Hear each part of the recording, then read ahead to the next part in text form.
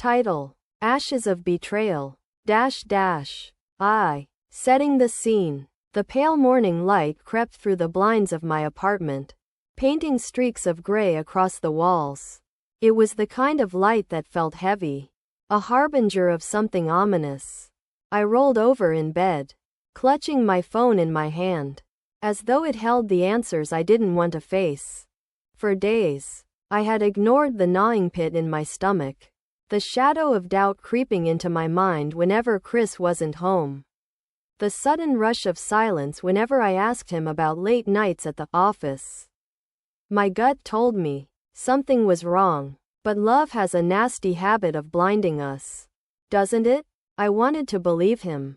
I wanted to believe that the man I had given 4 years of my life to, the man who whispered promises of forever into my ear, wouldn't lie, wouldn't cheat. But yesterday, everything broke. I had come across a text on his phone, one I wasn't supposed to see. Last night was incredible. I can't stop thinking about you. When can I see you again? Quote. My world collapsed in that instant, the words echoing over and over in my head like a cruel mantra. But I didn't confront him. Not yet. Instead, I played the role of the clueless girlfriend and waited. If he thought he could humiliate me, betray me, and get away with it, he was wrong. I was going to make sure the world knew exactly who Chris Peterson was. I was going to destroy him. 2. Discovery. I spent the next morning meticulously piecing everything together. It wasn't hard. Chris had always been smug in his belief that I'd never suspect him. His passwords hadn't changed. His routines were predictable. I don't think he ever imagined me snooping through his laptop. But there I was, dissecting every hidden file with surgical precision. It wasn't long before I found his email threads with her. Madison Cooper. A name that felt like acid on my tongue. She wasn't just some random fling. She was his coworker. Worse, she was his subordinate, an intern at the firm where Chris was a mid-level manager. The emails contained the kind of details that made you sick to your stomach. Plans for trips, gifts he had given her, even photos. Photos of them together in restaurants.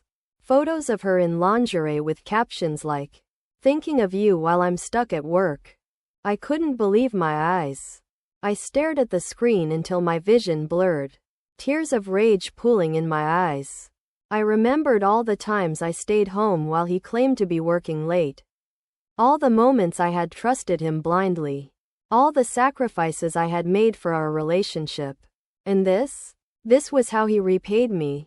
But then, something else caught my attention.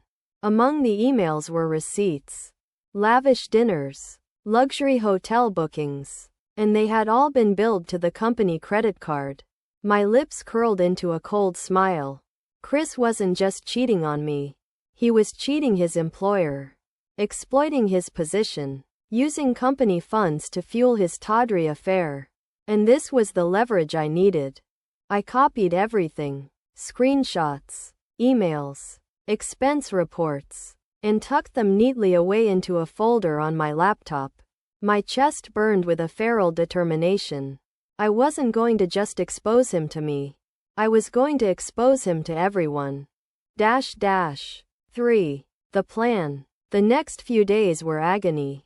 Pretending like nothing was amiss while Chris continued his charade was physically painful. But I had to maintain my composure. Revenge was a dish best served cold. After all, I played my part, waiting for the perfect moment to strike. And as luck would have it, that moment came sooner than I expected. Chris was hosting a team cocktail party at our apartment that Friday night. An event that he never bothered to include me in before. But this time, he casually mentioned over breakfast, "You should join us. You know, everyone's coming." I forced a smile. Sure, that sounds great. He didn't know it yet, but he had handed me the stage for his own undoing. The cocktail party. The apartment buzzed with activity. I had spent all day cleaning, prepping, and setting up, channeling my rage into making everything perfect. I wanted nothing to distract from what was coming. Chris's coworkers arrived in droves, dressed in polished suits and cocktail dresses, sipping wine and laughing under the dim glow of our pendant lights. Madison was there too. I spotted her near the bar almost instantly. A picture of calculated elegance in a red dress that hugged her frame. She gave Chris that coy smile, the kind I used to think belonged to me, and something inside me cracked. The entire evening, I watched them from the corner of my eye, my fury simmering beneath the surface. Madison wasn't subtle. She lingered beside Chris, laughed at his jokes like they were golden, and leaned in close every time he spoke. And Chris, smug bastard that he was, ate it all up. He thought he was untouchable. How wrong he was. An hour into the party, I excused myself and went to the bedroom where my laptop waited. My heart pounded as I opened the folder, double-checking all the files I had compiled. The damning emails, the incriminating receipts, everything. Next, I opened my email and prepared the message. Recipient, Chris's boss, Mr. Harrison. Subject, urgent, misconduct in the workplace. The message was short and professional, detailing Chris's affair with his subordinate and his inappropriate use of company funds. I attached the files for evidence and hit send. The moment the email left my outbox, I felt an electric thrill course through me. It was done. The seeds of his destruction had been sown. But I wasn't finished yet. Oh, not by a long shot. The showdown. I returned to the party, a grin plastered across my face. Chris barely noticed my absence, too busy laughing with Madison and the rest of his team. It wasn't long before I saw him check his phone, his expression shifting from carefree to uneasy within seconds. The email had reached its destination, and no doubt Mr. Harrison was reading through every word.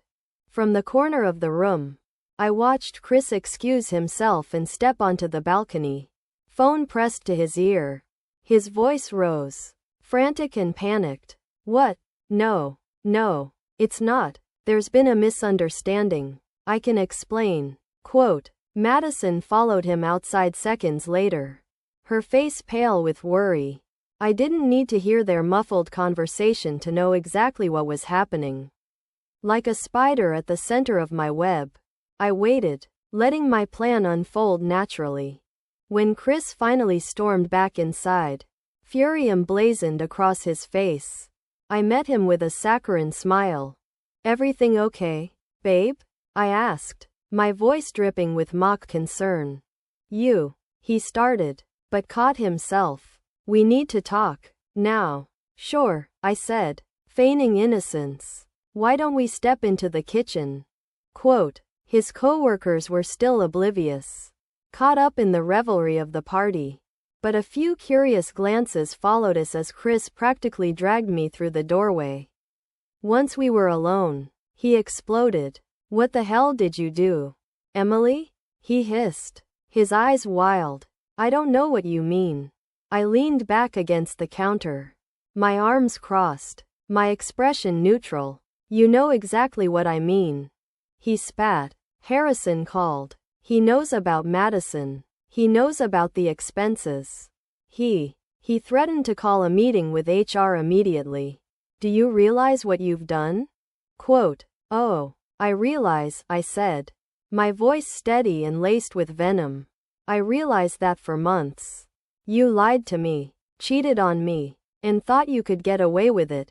I realized that you didn't just betray me, but others too. Your coworkers, your company. What kind of idiot uses the corporate card to fund their affair? Chris, did you think no one would notice?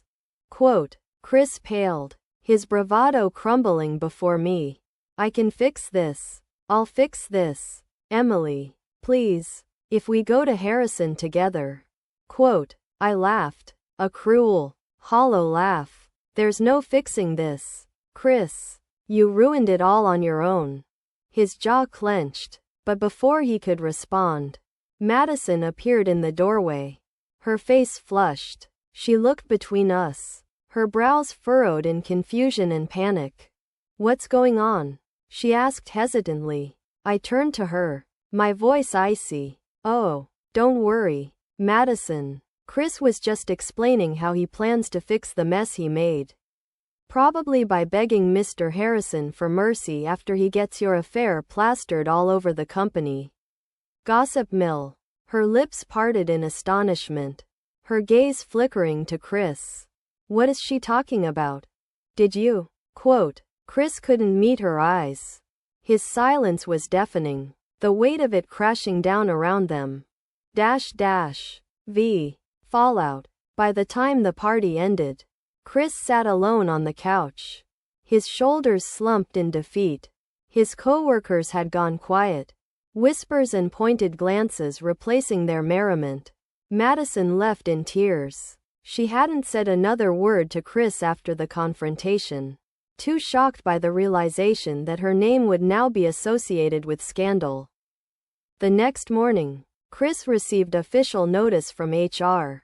I didn't need to stick around to hear the details, but I knew his career was over. The firm was strict when it came to ethics violations, and the misuse of company funds, coupled with the affair, was enough for immediate termination.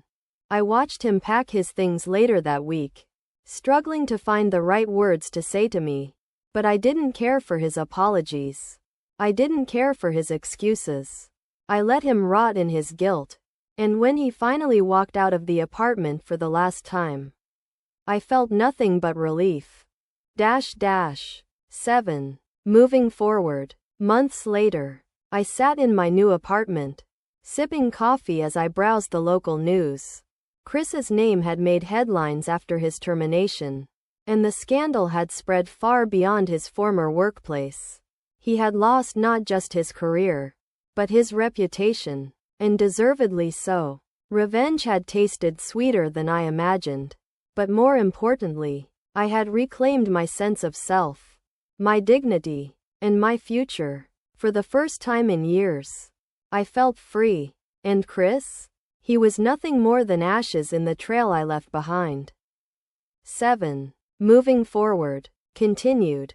Months later, I sat in the quiet tranquility of my new apartment, letting the rich aroma of freshly brewed coffee curl through the air.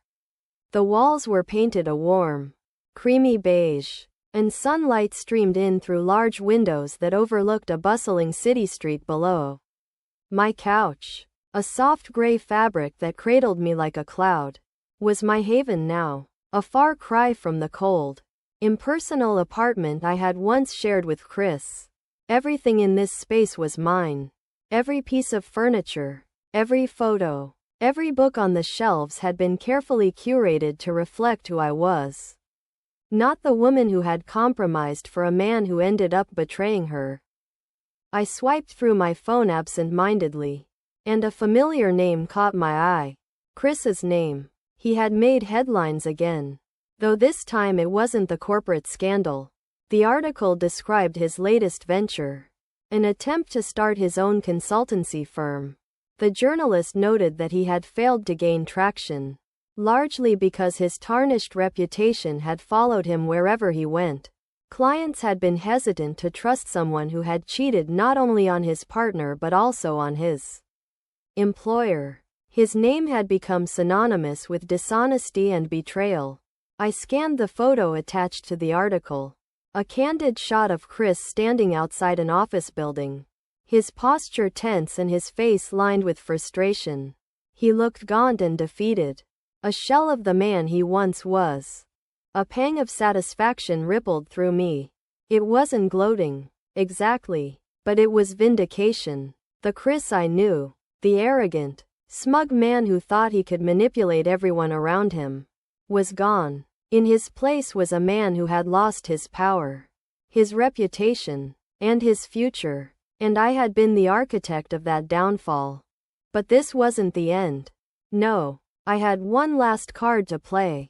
8. Confronting a ghost. It didn't take much to find Chris. The convenience of social media meant I knew the cafe he frequented every morning. The one he used to rave about when we were together. It was a tiny spot tucked into the corner of a busy downtown street, full of mismatched chairs and tables and the smell of espresso that permeated the air.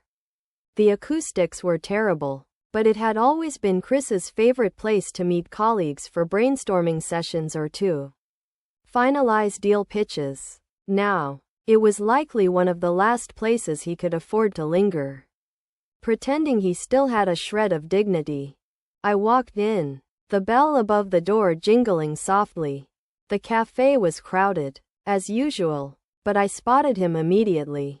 He was sitting at a small table near the back, the light from the window casting a harsh glow across his features.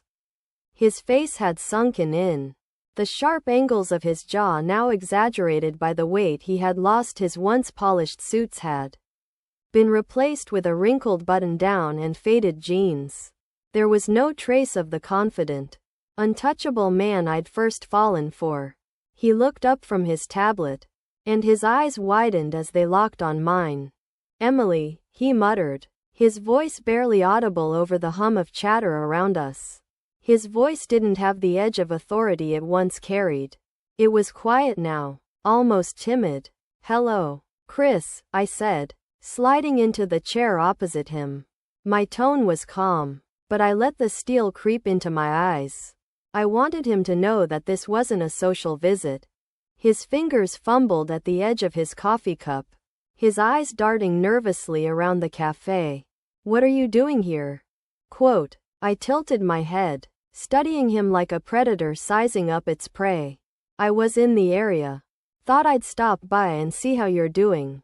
I saw the article. By the way, tough break." His jaw tightened. "I don't need your pity." "Pity?" I leaned back, crossing my arms. "Oh, Chris, I didn't come here to pity you. I came here to remind you." "Remind me of what?" he snapped, the faintest hint of his old arrogance bleeding back into his tone. But it wasn't convincing. It was brittle, like he was clinging to scraps of the man he used to be. "Remind you that actions have consequences. That when you betray someone, when you exploit people, they don't forget, and they certainly don't forgive." He said nothing, his hands clenched into fists, his gaze fixed on the table as though it held the answers to his predicament. For a moment, I thought he might try to argue, try to justify himself the way he had done before. But he didn't. Instead, he sighed deeply, the sound heavy and broken. "I messed up," he said finally, his voice barely above a whisper. "I ruined everything." I raised an eyebrow. "It took losing everything for you to realize that?" Quote. "It doesn't matter now, does it?" He laughed bitterly, shaking his head. "I lost my job, my reputation, my colleagues. Hell, even Madison doesn't talk to me anymore." Oh, Madison. I had almost forgotten about her in the chaos of Chris's demise. The woman who had eagerly played along in his charade, who had thrown herself into the affair without a second thought.